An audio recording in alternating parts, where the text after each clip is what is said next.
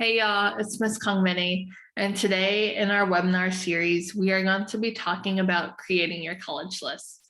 So when you start making your college list, there are a lot of factors to consider, such as the size of the college or university you would like to go to, how close or far away the college is from your home, as well as majors that are available. So here in North Carolina, there are minimum requirements in order to be eligible for review by any of the UNC system universities.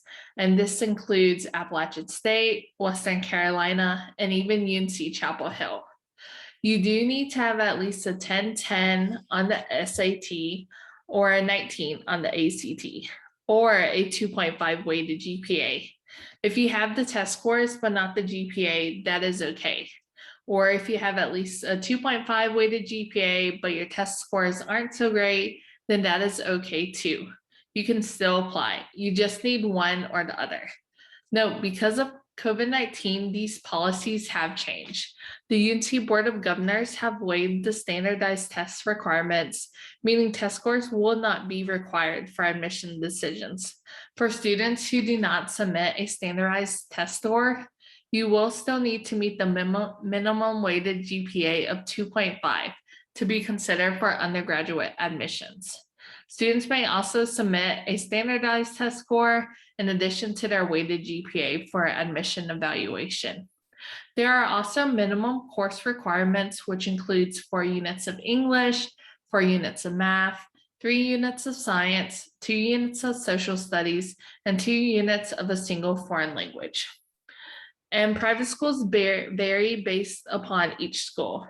We have an admission averages sheet that I will show you in just a second that will help show you what their test score averages looks like, as well as their GPA averages. And they also have minimum course requirements that may differ from public schools.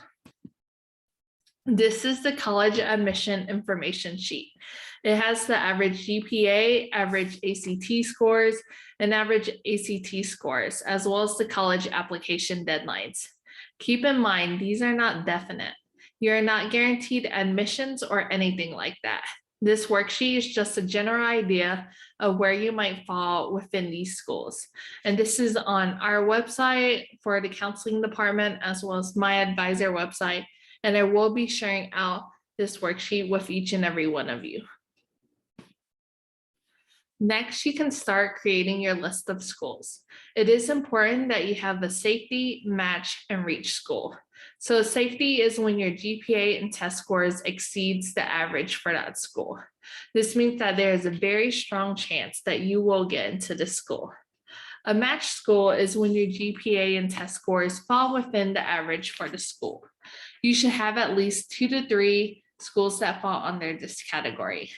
And lastly, we have a reach school, which means that your GPA and test scores falls on the lower end of their averages. And so this doesn't fully eliminate you getting into that college, but there is a small chance. So once you make your college list, it is important to know when the deadlines are.